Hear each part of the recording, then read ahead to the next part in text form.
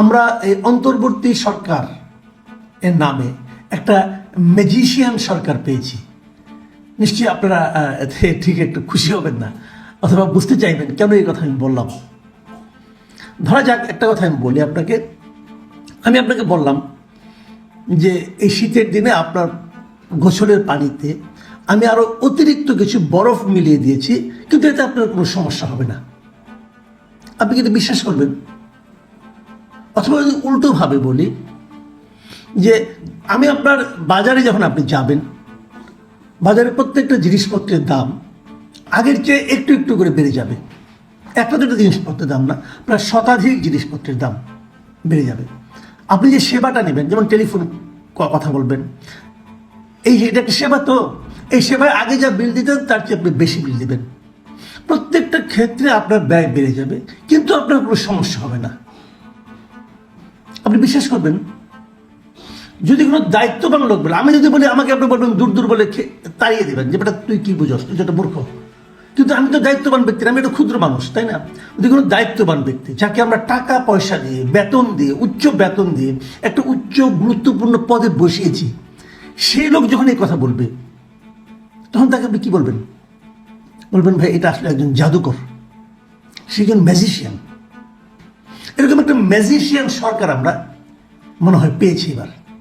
কারণটা হলো, সরকার শতাধিক পণ্যে, শতাধিক সেবা খাতে, শতাধিক, কিন্তু একটা দুইটা না, শতাধিক সেবা খাতে ভ্যাট বাড়িয়েছে,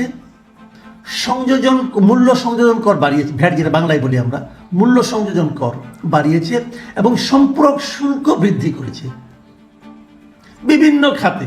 আপনি যে কাপড়টাকে কিনতেন দোকান থেকে, তার দাম বেড়ে যাবে। হোটেলে যে খেতেন, তার দাম বেড়ে যাবে। মোবাইলে কথা বলতেন, সেটার দাম বেড়ে যাবে। এরকম শতাধিক পণ্যে আপনার ব্যয় তারা বাড়িয়ে দিয়েছে।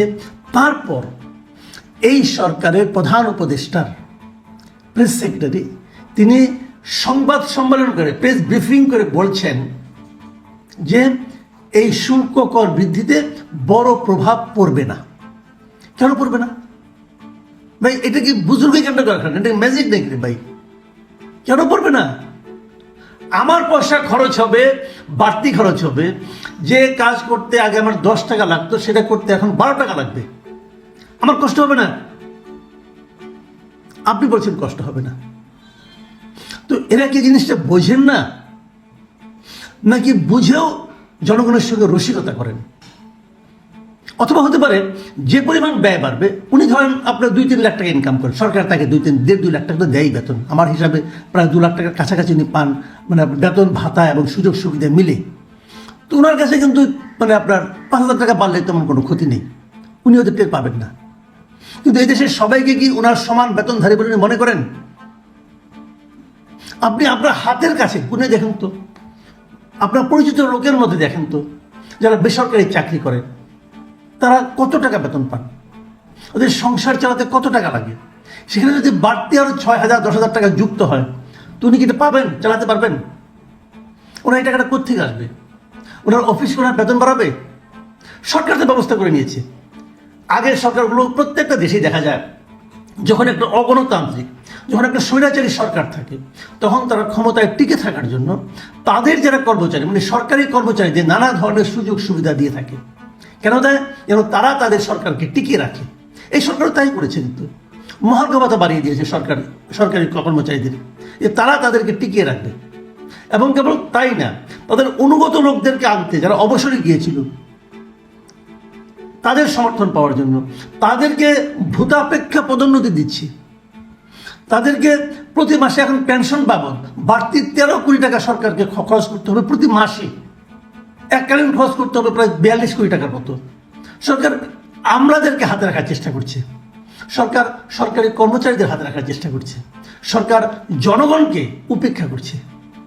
এর বিপরীতে সরকার ধনিক শ্রেণীকে হাতে রাখার চেষ্টা করছে, ব্যবসায়ীদের হাতে রাখার চেষ্টা করছে। এই সবগুলি বৈশিষ্ট্য মূলত একটা স্বৈরাচারী সরকারের বৈশিষ্ট্য, যেটা নাকি আগের হাসিনা সরকার যে বৈশিষ্ট্যটা তাদের মধ্যে ছিল, সেটাই এই সরকারও অনুসরণ করছে। আগের সরকার এরকম দাম বাড়িয়ে বলতো, গ্যাসের দাম বাড়াতো, তেলের দাম বাড়াতো, বাড়িয়ে মন্ত্রীরা নির্লজ্জ বেহায়ার মতো দাঁড়িয়ে বলতো বেড়েছে কিন্তু মানুষের কষ্ট হবে না। আরেক মন্ত্রী বলতো দ্রব্যমূল্য বেড়েছে কিন্তু মানুষের ক্রয় ক্ষমতাও বেড়েছে। এখন এরা বলছে, তাহলে পার্থক্যটা কোথায়? এই প্রশ্নটাকে আমরা করতে পারবো না? আমরা সবাই জানি যে এই যে ভ্যাট ট্যাক্সটা বাড়ানো হয়েছে, অনেকেই বলছে এটা IMF এর চাপে বাড়ানো হয়েছে। IMF বলেছে রাজস্ব বাড়াতে, সে প্রসঙ্গে একটু পরে আমি আসছি।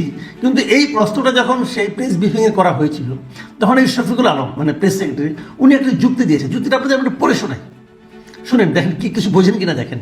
তিনি বলেছেন, আমাদের এখানে অর্থনীতিবিদরা আছেন, আমরা IMF এর কথাটাই বা কেন নেব? কারণ IMF এর কথা তারা কিন্তু নেয় নাই, তাদের অর্থনীতিবিদের কথা নিয়েছে। তারা কি বলছে? তারাও তো বোঝেন কি কাজটা করতে হবে। আমাদের সামষ্টিক অর্থনীতির স্থিতিশীলতা খুবই দরকার। সামষ্টিক অর্থনীতির স্থিতিশীলতা যদি না থাকে, তাহলে আপনি নিজেই দেখবেন যে টাকার মান কমে যাচ্ছে। সামষ্টিক অর্থনীতির স্থিতিশীলতা বাড়ানোর জন্য মোট দেশজ উৎপাদনের অনুপাতে রাজস্ব আয়ের পরিমাণ মানে ট্যাক্স GDP রেশিও আর কি বাড়াতে হবে। এটা এমন জায়গায় চলে গেছে, এটা টেকসই নয়।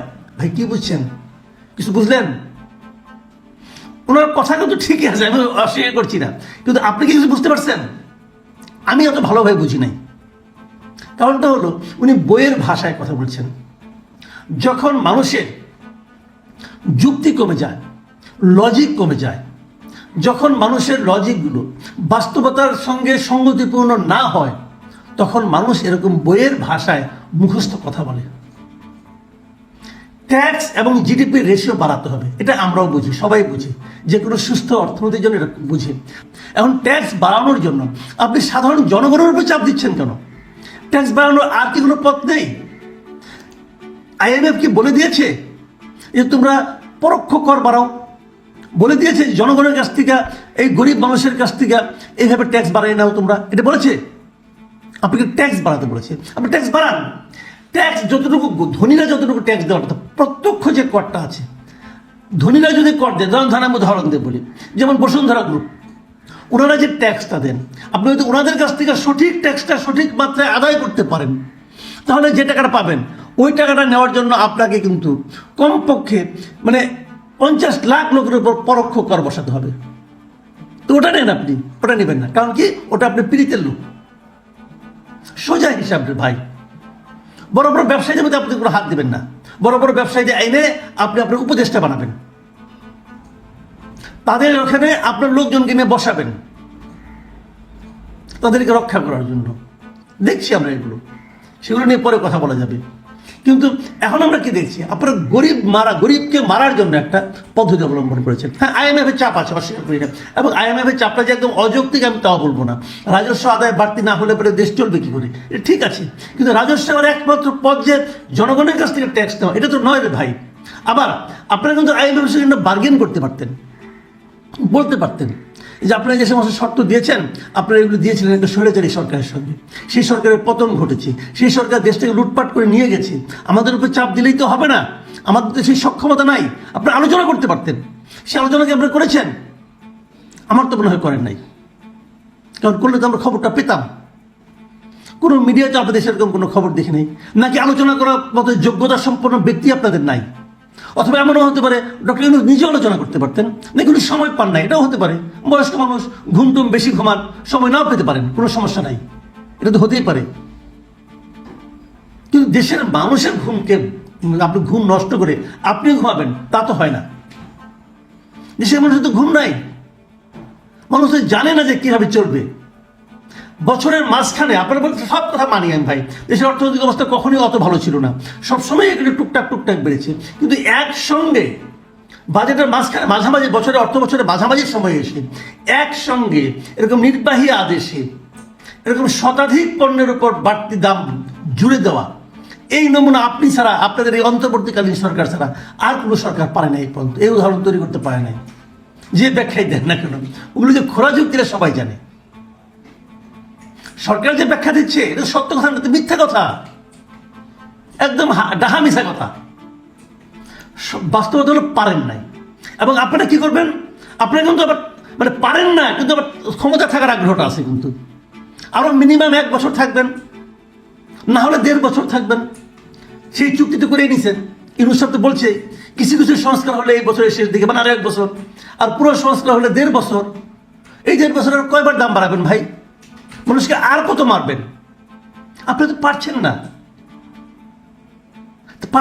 যে এটা কি বুঝতে পারছেন? এটা তো